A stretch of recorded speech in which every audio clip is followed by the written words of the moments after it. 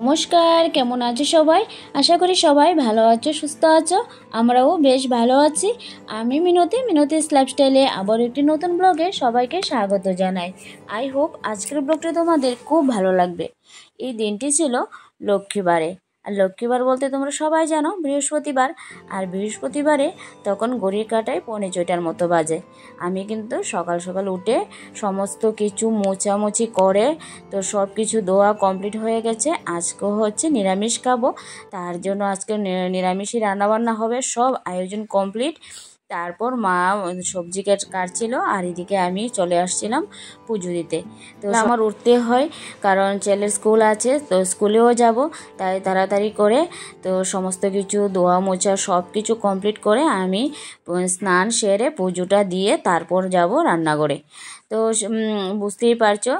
আর বৃহস্পতিবার যেহেতু, আর জানো তো এখন আমি সত্যি আগে তো পুজো দিতাম, ঠিক আছে, দিনটা যত যাচ্ছে মনে হচ্ছে যেন অনেক কিছু বুঝতে পারছি, অনেক কিছু জানছি, শিখছি। আগে তো পুজো দিতাম ঠিকই, তোমরা দেখতে পুজো দিতাম, আমি একদম মনোযোগ সহকারে সবসময় পুজোটা দিতাম, কিন্তু এখন যেন দিনের পর দিন আরও অনেক কিছু বুঝতে পারছি, শিখছি। আমি যে রূপময়ী মায়ের লাইভসগুলি দেখি, সত্যি এখান থেকে আমি যা শিখছি, যা বুঝতে পারছি, সত্যি ঠাকুর আছে তো তিনি তো আমাদেরকে পথ দেখিয়ে দেয়। তো সেই পথ দেখার রাস্তায় আমি চলছি। তো আগে পুজো দিতাম যেভাবে, হয়তো এইভাবেই পুজোটা দেই। তো এখন চেষ্টা করছি যেহেতু বৃহস্পতিবার লক্ষ্মীবার, তাই পুজোটা সকাল সকাল দেওয়ার। আগে হয়তো টাইম থাকতো না ঠিক আছে, কিন্তু তারপরও হয়তো অনেকটা দেরি হয়ে যেত। তো কিন্তু রূপময়ীর মাকে যত দেখছি, ওনার কথাগুলি যত শুনছি, সত্যি একটা পজিটিভিটি কাজ করে মনের মধ্যে, যে একটা সব কিছু চিন্তা ভাবনা রেখে কাজ করা, যে আমার সকালে কাজগুলি করতেই হবে, হয়তো ছেলের স্কুল আছে, আমার কোনোটাই মিস করতে পারবো না। তাই সেই রকমভাবেই কিন্তু আমি যথাসাধ্যভাবে চেষ্টা করছি।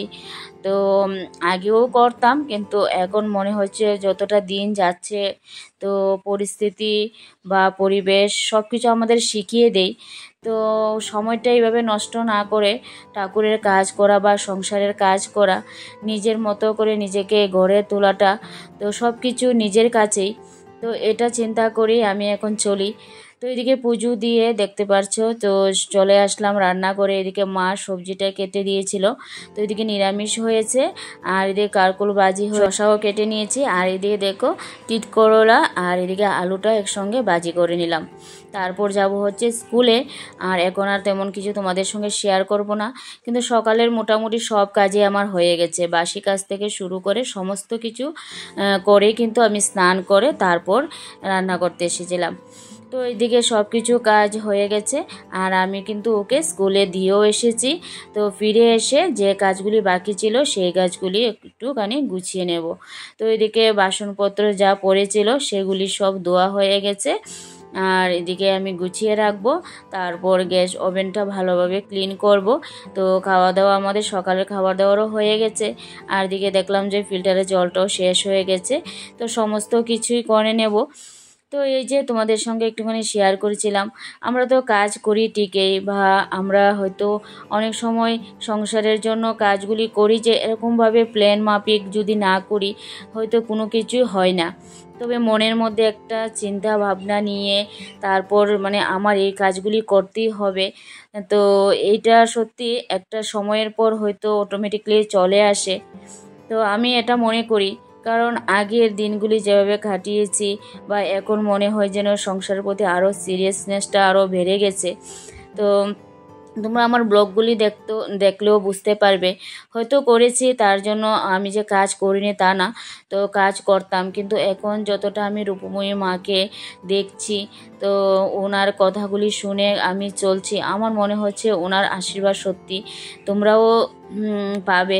তো যদি যারা যারা দেখো রূপময়ীর মার লাইভ বা রূপময়ীর মার রিলসগুলি বা কথাগুলি শুনো, তো আশা করি ওনার কথাগুলি শুনে যদি আমরা চলি আমাদেরও ভালো পথ অবশ্যই হবে।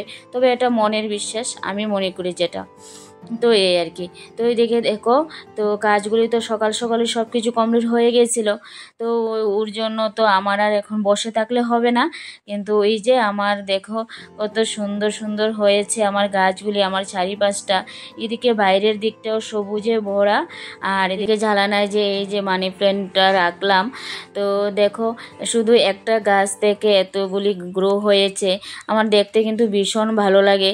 আর এই জায়গাতে, এই জানালার পাশে আমি যখনই আসি আমার মন এমনিতেই ভালো হয়ে যায়, কারণ এই যে চারিপাশটা পেছনের দিকটা একদম সবুজ গাছপালাতে একদম ভরপুর হয়ে আছে। এদিকে পাখির কলরব সব কিছু, এদিকে যদি দাঁড়িয়ে থাকি মনটা এমনিতেই ভালো হয়ে যায়।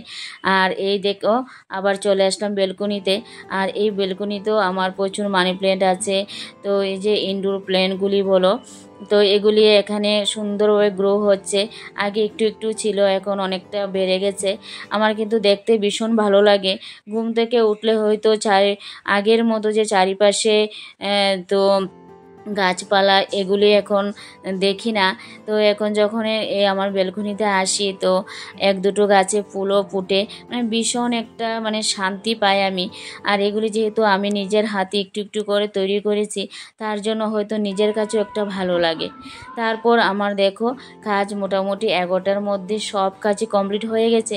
আর যেহেতু আজকে বৃহস্পতিবার, আর এই সেজে গুজে পুজো দেওয়ার মতো সকালবেলা একদমই টাইম ছিল না, কারণ ছেলেকে নিয়ে স্কুলে যাব, ওকে খাইয়ে দাইয়ে ওকে স্কুলে নিয়ে যাওয়াটা অনেকটা সময়ের ব্যাপার। তো ভাবলাম যে চলো এখনই, যেহেতু রেডি হয়ে গেছি তো টাইমটাও ছিল, তো আমি একটুখানি আলতা পরে নিয়েছি আর একটু হাতে তো মেহেন্দি পরেছি। অ্যাকচুয়ালি শ্রাবণ মাস, আর আমি রূপময়ীর মার কাছ থেকে এগুলি শুনেছি এই মাসে মেয়েরা কি কি পড়তে হয় না হয় সব কিছু জেনে, তো ওনার কথার অনুযায়ী আমি চলছি, এই আর কি। তো এদিকে দেখো ঠাকুরের পুজো তো হয়ে গিয়েছিল, আর আমি পুজো দেওয়ার পর, আর যেহেতু এখন পুজোর সরঞ্জাম একটু বেশি হয়ে গেছে, রাখার মতো জায়গা একদমই ছিল না, একদম এলোমেলো হয়ে আছে। তার জন্য আসার সময় এই যে ছোট্ট একটা ঠাকুরের জিনিস রাখার জন্য একটা রেক এনেছি। তো এটা ধুয়ে তো আমি সব কিছু এখন গুছিয়ে নেব। তো আজকের দিনটা যেহেতু নিরামিষ খেয়েছি, তারপর আমিও আবার এসে ফ্রেশ হয়ে তারপর ঠাকুরের এই জায়গাটাতে আবার এসেছি। তো ভালোভাবে ক্লিন করে নেব। আর তোমরা দেখতেই পারছো এটা আমার বেডরুমের মধ্যে একটা জায়গাতে ঠাকুর রেখেছি। যেহেতু নিজের ঘর নয়, তাই নিজের মতো করে ঠাকুর ঘর বানানোর মতো আমার উপায় নেই। যে জায়গা আছে সেই জায়গাতেই আমি ঠাকুরকে রেখেছি। তো কিছু করার নেই, যেহেতু ঠাকুর তো সব জায়গাতেই থাকে। তো আমি মনে করি এটাই, তো জায়গাটা যেমনই হোক না কেন, আমি যে এখানে ঠাকুর রেখে পুজো দিই এটা আমার কাছে একটা আলাদা শান্তি আমি পাই। তার জন্য আমি এই জায়গাতেই ঠাকুর রেখেছি। হয়তো অনেকেই বলতে পারো বেডরুমে ঠাকুর রেখেছি, কিন্তু কিছু করার নেই, যেহেতু আমার নিজের ঘর নয়, এটা আমি পরের ঘরে থাকি। তো তার জন্য যেটা আছে সেটা নিয়েই আমি খুশি আছি। তো ঠাকুরকে ডাকলে সব জায়গা থেকেই ডাকা যায়, তো এটাই আমি বিশ্বাস, এটাই আমি মনে করি। তো আমি সমস্ত কিছু গুছিয়ে একদম পরিপাটি করে নিয়েছি। আমার কাজ মোটামুটি 1টার মধ্যে সব কিছু কমপ্লিট হয়েছে। আর ঠাকুর ঘরটা দেখো আমি সুন্দরভাবে গুছিয়ে পরিপাটি করেছি। কেমন লাগলো জানিও, যদি ভালো লাগে লাইক দিও। আজকের জন্য এই পর্যন্তই রাখলাম, টাটা, সবাই ভালো থেকো।